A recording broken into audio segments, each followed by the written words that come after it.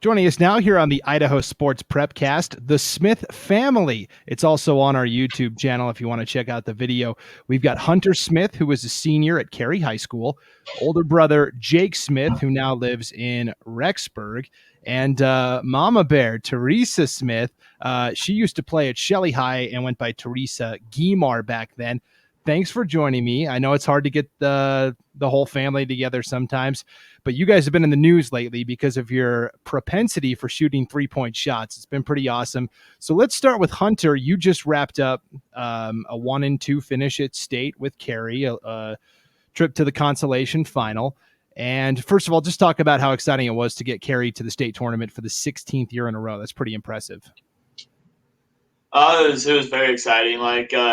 Going into this year, we weren't even playing basketball just because of all the COVID restrictions with our school and stuff. And then through the season, we were able to start getting games, and we were just really happy about that. And so we were just really blessed and happy to be playing, first of all. And so, and then in the district tournament, we lost a bunch of season games, and so we didn't get placed that well. So we were down in the bottom, and it was higher seed host, so we had to kind of work our way around in the tournament to get our way to state. And so we had to go through I think 3 loser out games, and so we got through all those, and we were really excited to get to state. And so that was just an amazing accomplishment on its own, and we got to keep the streak going. So right, we were happy to keep the streak going. Yeah, it's the longest streak of any school at any classification in the state of Idaho, 16 consecutive trips. All right, and then you get to state, and while there's not as much team success as you would have liked, individually you had a lot of success. You were feeling it from the three-point line. Take us through that opening round game and how you were approaching that game in terms of shot selection. The opening round game with Garden Valley, the team that eventually won state, I honestly had Jake's records and stuff in the back of my mind a little bit, but not really, because the last couple of years, I think one of my issues was I thought about it a little too much. So this year I was like, I'm just going to go and just play basketball and see what happens. And so in the first game, I just went in to try to make some shots, and I started making them, and I wasn't even really paying attention to how many threes I made. I was just kind of shooting opening shots whenever I got the open shots, and they were just falling. And then the second half, Garden Valley came out on fire and just absolutely obliterated us on the boards and everything. And so we were down by quite a ways, and I was like, well, I guess since we're definitely no coming back when it was in the fourth quarter, we're probably not going to be able to come back from this. And so I was like, well, I guess I could try to go for Jake's record, I guess. And I got 6 in that game. I didn't get 7, but I got 6. And so I got close, and the coach pulled me out at the end. But I was kind of disappointed I didn't get the 7 since we didn't really get the dub of that game. But it is what it is. Yeah, Garden Valley, I think, could have beaten, a lot of 2A, 3A schools. They were that talented this year. All right, so you got 6 in the first game. Did that motivate you heading into the next game to try and get 7? Kind of a little bit, but what I realized is if I thought about it too much, I really probably wouldn't shoot the best shots. And so I just went to the next game relaxed and just waited for the shots to come to me. And that's what my coach told me. He's like, I've been in your shoes before chasing records. He's like, if you really want to get the records, just relax and let the shots come to you. Don't force the shots. And so that's what I kind of did in the second game. I just let them come to me. And when I was open, I shot it. And in the second game, I kind of just felt pretty good. They were just falling. Yeah, and then not only that, but there was also the record for most three-pointers at the entire tournament as well, which, just with the first 2 games, you were very close to that mark. How did it feel to set that new benchmark? It felt pretty good in the third game. It felt pretty good when I got it, but when we eventually lost that consolation game, it kind of didn't feel as good as I hoped. I feel if we would have brought home a trophy, it would feel a lot better, but it was still a good feeling, and it was awesome to be able to top my brother in that, at least. Yeah, so tell me a little bit about the rivalry. You guys aren't that far apart in terms of age. I'm sure you've played against each other. You probably played over, 1,000 one-on-one games over the years? Yeah, we definitely played many, and that's honestly where I probably got the best or developed a lot of my skills in basketball, was just the one-on-ones with him and just at the school and on the playground. And yeah. So let's turn to Jake now. Jake, you're living in Rexburg now? Yeah. Okay. And when you went to high school, you actually went to Dietrich High School, and you had a pretty awesome career as well. A little more team success your senior year, getting to state with Dietrich. But you were the first one that came through and laid the ground. You walked a mile so Hunter could come and walk a couple feet, right? Yeah, yeah, yeah. It was a great experience my junior and senior year. Actually, throughout the entire high school, Dietrich has a great basketball program with great coaches and staff. And so, yeah, all 4 years really was a great experience playing in Dietrich. Yeah, what are your memories from those tournament runs, your senior year, getting all of those records? Well, yeah, senior year was pretty big because we were coming off just winning the state championship my junior year, and we'd only lost one senior. And so, I mean, we had pretty high expectations going into my senior year. And eventually we fell to Genesis Prep by 6 points in the state championship. And so it was a tough loss. But my junior year, I finished with 10 threes in the state tournament. And so it was one shy of the record at that time. And I remember after winning state, my coach Dale, he comes up to me, he's like, we're going to go get those records next year. And so going in the state tournament, I was just super aggressive. I was just looking for any open shot I could take. I mean, I had the confidence I can knock down any open look. And so I just let the ball fly and ended up shooting pretty well over the tournament, which I was really happy for the success that year. Even though we didn't quite finish the way we wanted to, honestly, just looking back on all the experiences now, like it was a great ride with my teammates, the coaches. Like it's looking back, and there's nothing to put our heads down upon what we accomplished. So I'm very grateful for those experiences. And that was in 2017. You made that run with Dietrich? Yeah. Okay. And then what did you do post high school? Right after high school, I left on a LDS mission. I went and served in London, England. And so I was there for a couple of years. And when I got back, I had thoughts of whether, maybe pursuing playing ball somewhere. But then I decided to just come to BYU, Idaho, where and just focus on my education, and where education is pretty cheap, and still have fun playing ball competitively here and there, because they have a great intramural system here at BYUI in Rexburg. And so I've played a lot of intramural, especially pre-COVID. We were able to do a lot more of that, but so still getting my dose of basketball, I guess, but focusing on my education as well. Sure. Absolutely. Yeah. Let me go back to Hunter real quick. You talked about the season being affected by COVID. You guys got a really late start. How were you able to practice and stay fresh, even though you weren't having official practices or games?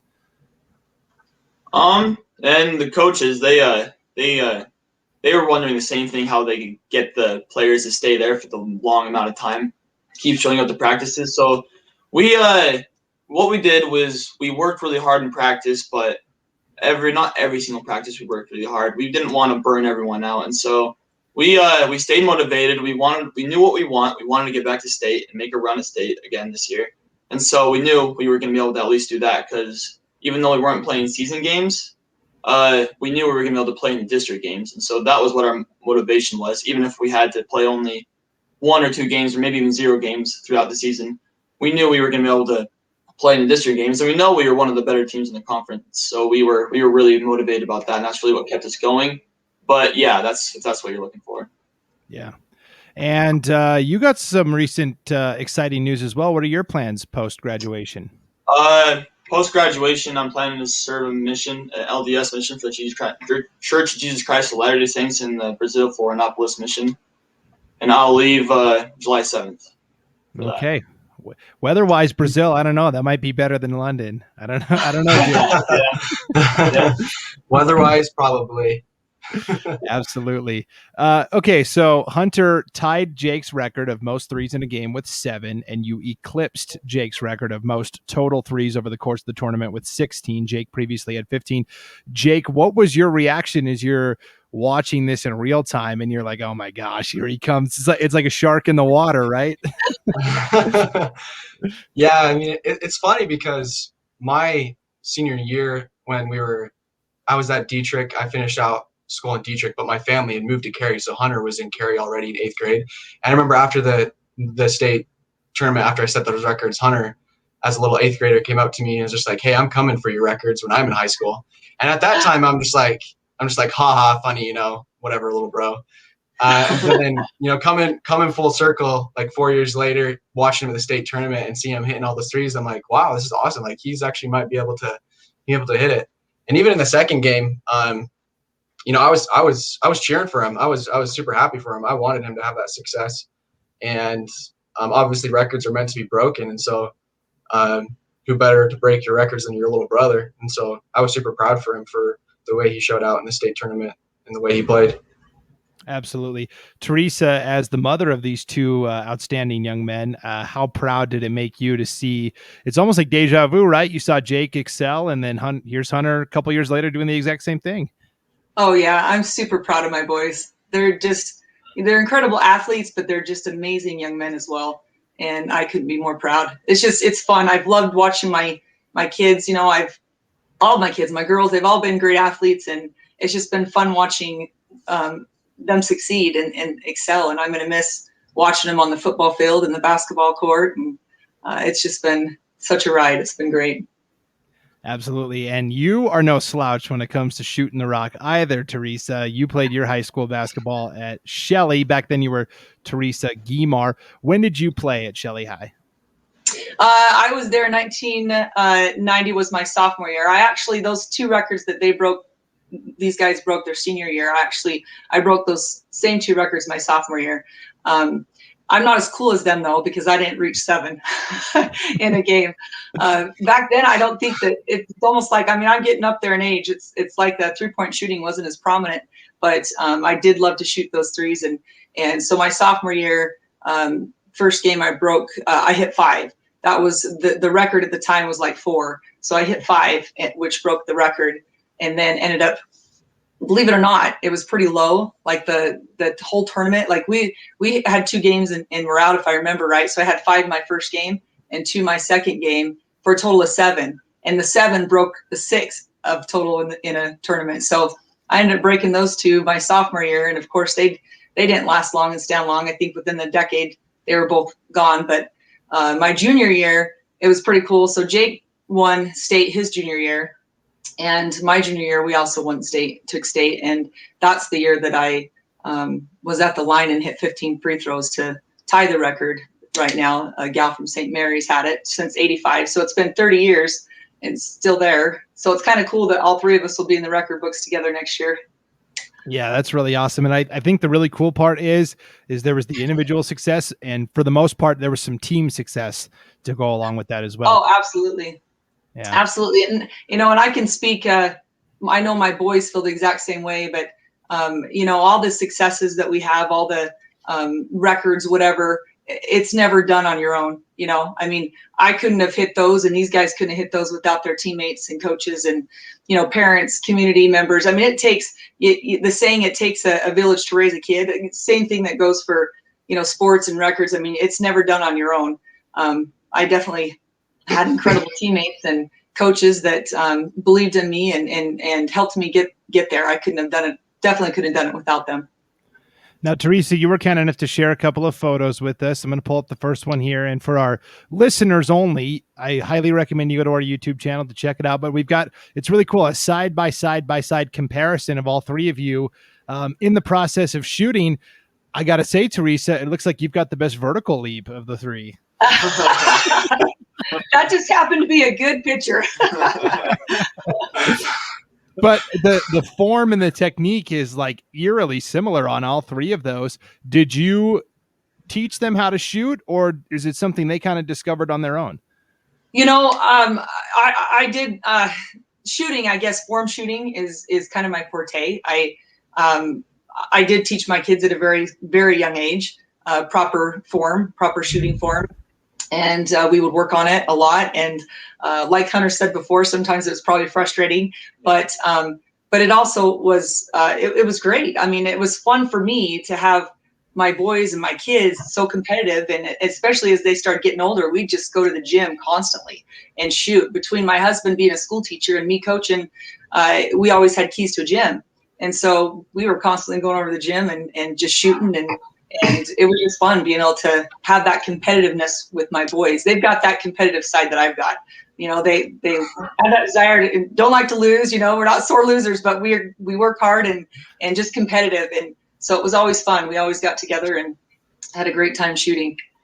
Yeah. Now, before the competitiveness, here's another picture. They were best buds. They were pretty cute. How old are Jake and Hunter in this picture, Teresa? Jake is like 4 and Hunter's just about. Actually, Jake's probably more like Jake's probably about 4.5 and Hunter's probably about like 10, 6, 7 months, something like that. Okay. They're about 4 years apart. But, and when did the cute phase end and the competitiveness in the fights start to begin?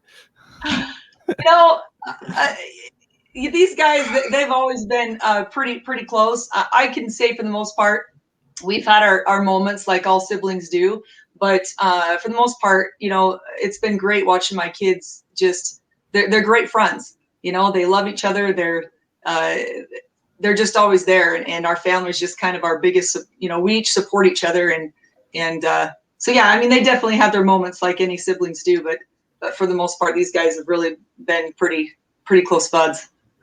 Now, it's not just Jake and Hunter. It's actually a pretty big family. We're going to put up one last photo here. Now, you've got 5 kids and 2 grandkids. Is that right, Teresa? Yes, that is correct. Okay, why don't you take me through everybody? Let's just start left to right, back row to front row. So, did you say Riley? Right? Yeah. So Riley is our middle child, and she is actually on a mission right now in New Mexico. She's Albuquerque, New Mexico mission, and she's in Las Cruces right now. And next to her is our oldest daughter, Kelsey, and she and her husband next to her live in Santa Clarita, California, and those are their 2 adorable girls. And then, of course, next to Garrett, we have Jake, and then Hunter, and our youngest, Shelley. She is a sophomore right now. Okay, she's a sophomore, and does she play basketball also?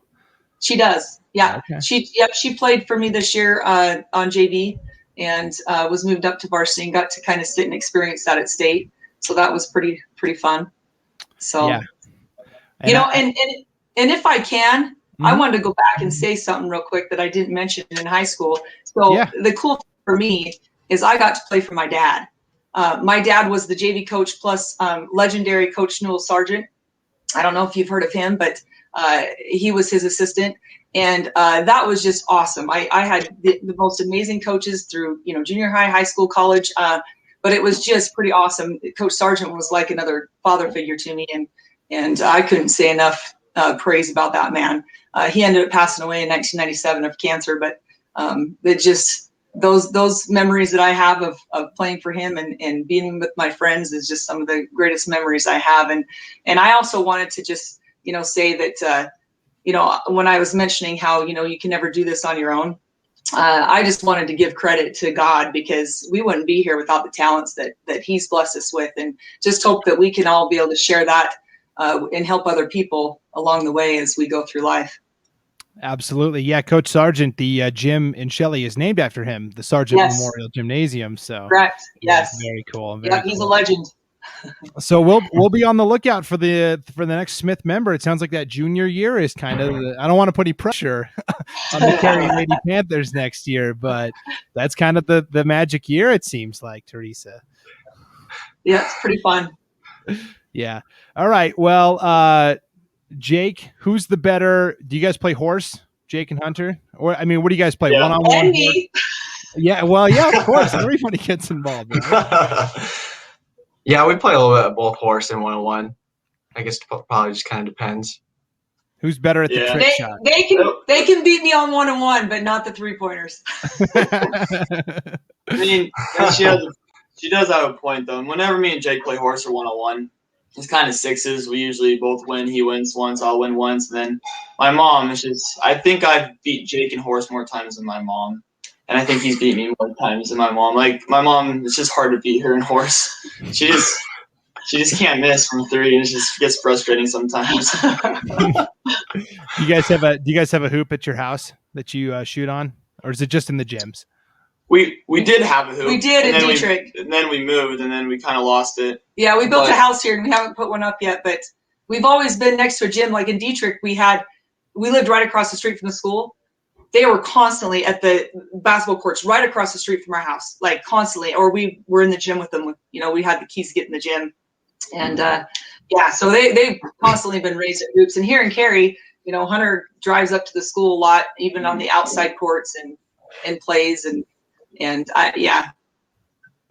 I remember as well when we were younger, just because of the age difference, when we're quite a bit younger, just because with the 4 years I have on Hunter, that when we're at that younger age, I would kind of take it easy on him sometimes and be like, and maybe let him win 1 or 2 games. But then I remember when it got to the point where I had to actually try to win. Like he hit like a growth spurt and he got older, and I'm just like, holy cow, I actually have to try to beat him. And so it was kind of funny from that point of view as well, just because growing up having like that kind of age gap and kind of just having fun with your younger brother, and then all of a sudden out of nowhere he's like as good as you, and I'm just like, holy cow, like where did this come from? Yep. Unfortunately, we all have that moment. Growing up, we played baseball a lot. And I realized when I was a senior in high school and my younger brother was a 5th grader and he was striking me out in wiffle ball, I was like, this is probably not great. Yeah. Yeah. When we got married, my husband and I, we talk about kids. I said, I've got to have at least 5. I've got to have my basketball team. So we had our 5. I had my basketball team. That's right. And two coaches, right? That's right. Yeah. Tell me a little bit about your dad. Did he play high school basketball as well, Hunter? Yeah, he did. He did play some high school basketball. And then when he transferred from Gooding to Shelley that year, he didn't play senior year, just from all the issues of transferring over there. He actually grew up in Alaska, so he did play. Yeah, he grew up in Alaska. He played a lot in Alaska. Okay. And then he moved to Gooding for I think a year. Yeah. And he played in 6 Gooding. months, yeah. And then I'm not sure all the places he moved to. It's a lot. And then eventually he ended up in Shelley's senior year. Yeah. And I think he didn't play senior year. So. And he has been an awesome supporter. Like he's just an incredible teacher, incredible father, husband. He's amazing. He's a tough guy to beat 1-on-1. He has that hook shot down in the paint. It's just it's still a struggle with him. He has that mid-range shot. And he can beat me 1-on-1 just because he's tough, but not, we still battle it out on that horse and that shooting. It's all toughness, no skill. That's what I heard. Oh no, there's still skill. He's got skills. No, he's got good passing skills and good court vision. He makes some sweet passes when we're playing pickup. Yeah. Yeah, it sounds like taking on the Smith family in hoops, that's going to be a losing proposition for pretty much any family, I feel like, in the state of Idaho. So thank you, Teresa and Hunter and Carey and Jacob and Rexburg, for taking a little time to talk with me. Not only are you guys all very talented athletes, but you're also great people, which is, I think, the most important thing. So thank you. Appreciate that. Yeah, absolutely.